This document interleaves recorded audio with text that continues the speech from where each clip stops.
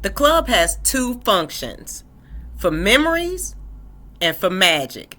Hey, you guys, it's Carolyn, the owner of Funky and Bold, Empowerment Business for Women. And today I'm going to talk to you about the purpose of the club. And before I get into it, please like and subscribe to my channel. Tell your friends about it so I can keep bringing you dope content. Now, when it comes to the club has two functions. One is memories.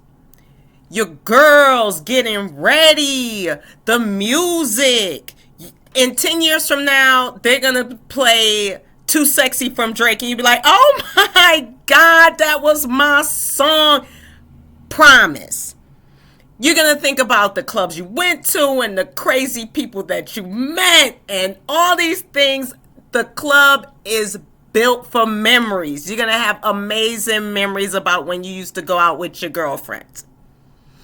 The second function is magic.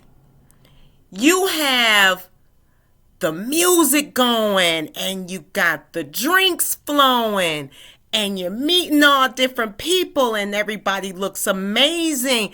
And then you meet some guy. You meet this guy who you see across the room, whose eye that you catch, and you see him staring at you and he looks outstanding. You're like, oh my God, he is looking at me, and you just like catch his eye. And he may come over to you. He may just keep staring at you. But somehow you guys make a connection. And you may see him during the night. Or you may not see him until you guys are outside in the parking lot. And you're looking for him. And then he just appears. And you guys get to talking. And maybe you go home with him. Or maybe you're not ready for that. And then you guys exchange numbers. And then the entire week you look forward to the next Saturday night where you hopefully meet him again. That feeling that you have, that's magic. Everything just seemed to happen and fall into place. And you have this good feeling. You have this amazing experience. You done met this awesome guy, and maybe you guys connect and maybe you don't, but it's just the feeling itself is amazing. And you have to understand that that's what the club is built for. It's built for amazing moments, entertainment. If you meet someone at the club and you guys hit it off, it doesn't necessarily mean that that's a love connection.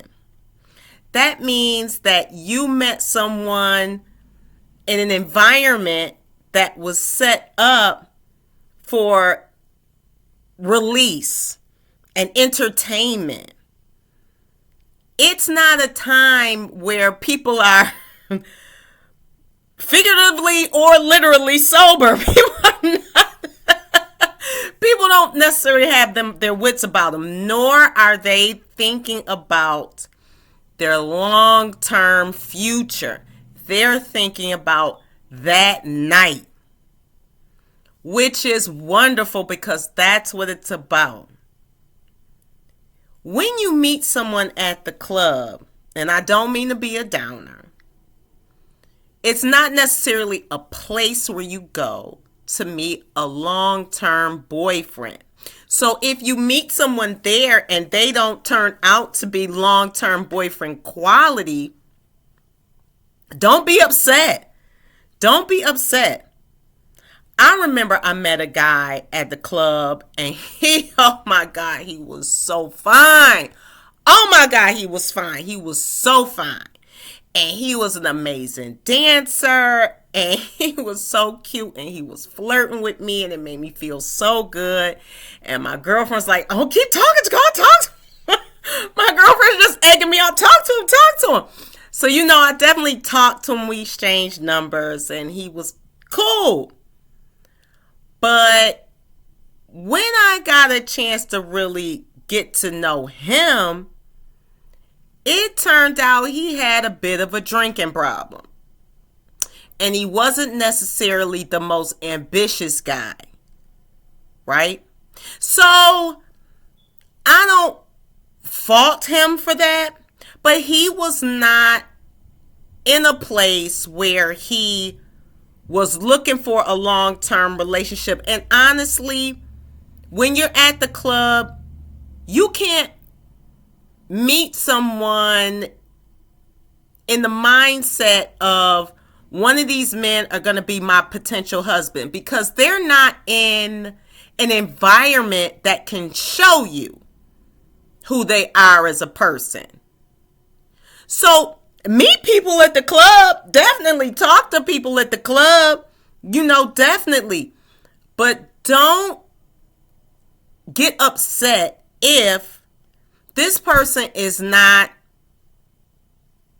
a person you can really see yourself being with long term. In fact, I would suggest when you are thinking about having a boyfriend, really start thinking about what the qualities are that you want in a boyfriend. Right? Like, I emphasize that because a lot of times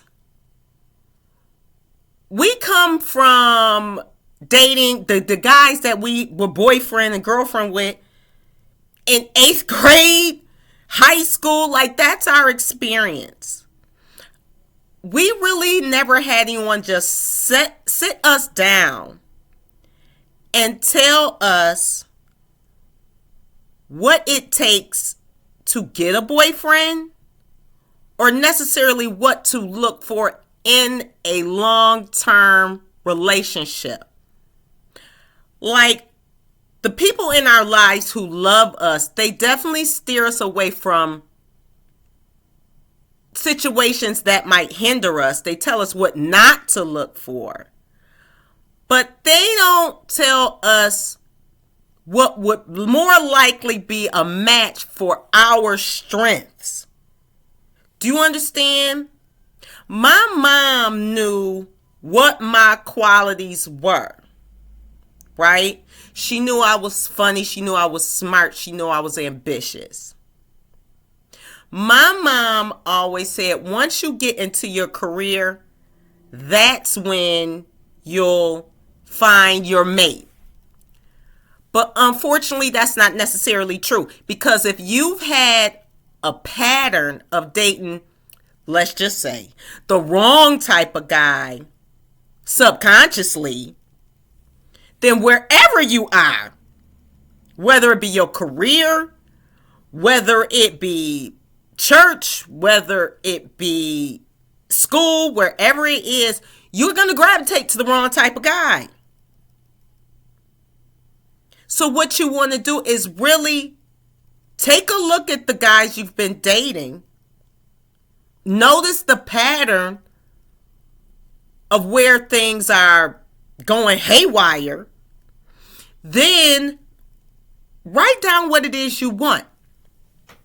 I had to learn through trial and error that I needed a guy who was ambitious. In my environment, I just thought that's how guys were. Guys who didn't necessarily want to get promoted, were just working on, just trying to get a job and just trying to get a secure job and work that for a million years until I left and relocated to another city, where I met a guy who was amazingly ambitious, and it was so inspiring. I was just like blown away. But I had to learn that through trial and error. No one said, Carolyn, you're ambitious. You're going to need a guy who is also ambitious. So you want to take a look at the qualities of the man that works for you. And the best way to do that is definitely to know who you are, which I'm sure you know who you are as a person. And you have to start writing down the qualities that best work with your strengths. You're not going to find that out in the club. Where everybody is 5 drinks deep into the night, holding on to the wall, praying not to pass out and vomit. You are not going to find out.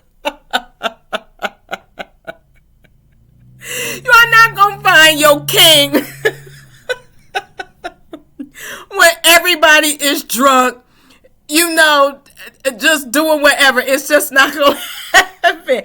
And I promise you, I am not discouraging you from meeting people, because honestly, you don't know who people are going to be in your life. And if you meet somebody who is funny and nice or whatever, and like I said, it's going to be a place for you to make memories.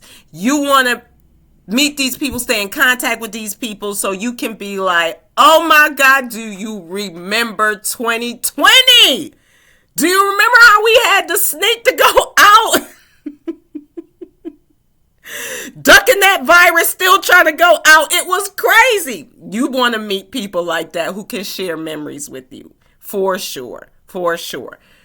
But if these people do not turn out to be long-term relationships, it's okay, because you did not meet them in an environment that was set up for you to meet a long-term mate. And that's the long and the short. So when you go to the club, make your memories and make your magic and have a ball. And that's why I'm here. I want you to live your best life unapologetically, okay? I don't want you to feel bad if it doesn't work out and think it's you and you doing it wrong and something's wrong with you. There's nothing wrong with you. There's nothing wrong with you. You just have to understand your circumstances. So again, I am Carolyn, the owner of Funky and Bold Empowerment Business for Women. Please like this video, subscribe to my channel so I can keep bringing you amazing, inspiring content. Until next time.